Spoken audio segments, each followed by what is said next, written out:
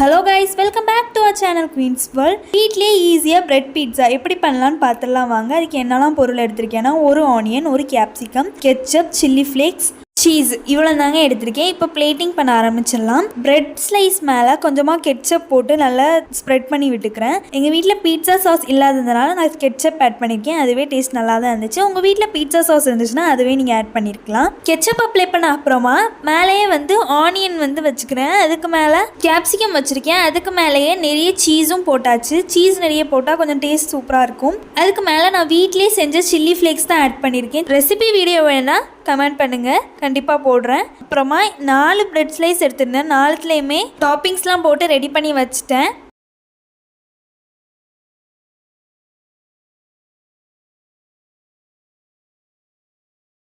இப்போ ஒரு பேனில் கீ தடவிட்டு அதுக்கு மேலே 4 பிரெட் ஸ்லைசஸையும் ப்ளேஸ் பண்ணிடலாம். லோ ஃப்ளேம்லேயே தான் இதை வேக வைக்கணும். 10 to 15 மினிட்ஸ்க்கு க்ளோஸ் பண்ணி வச்சிடலாம். இது லோ ஃப்ளேமில் இருந்தால் தான் பிரெட் கிறிஸ்பி ஆகும், சீஸுமே மெல்ட் ஆகும். 10 மினிட்ஸ் அப்புறமா ஓப்பன் பண்ணி பார்த்தா நம்மளோட பீட்சா ரெடி ஆயிரும். பிரெட் ரொம்ப கிறிஸ்பியாக மேலே சீஸெல்லாம் நல்லா மெல்ட் ஆகி ரொம்ப டேஸ்ட்டாக இருந்துச்சு. நீங்களும் வீட்டில் ட்ரை பண்ணி பாருங்கள். வீடியோ பிடிச்சிருந்தா லைக் பண்ணுங்கள், ஷேர் பண்ணுங்கள், கமெண்ட் பண்ணுங்கள்.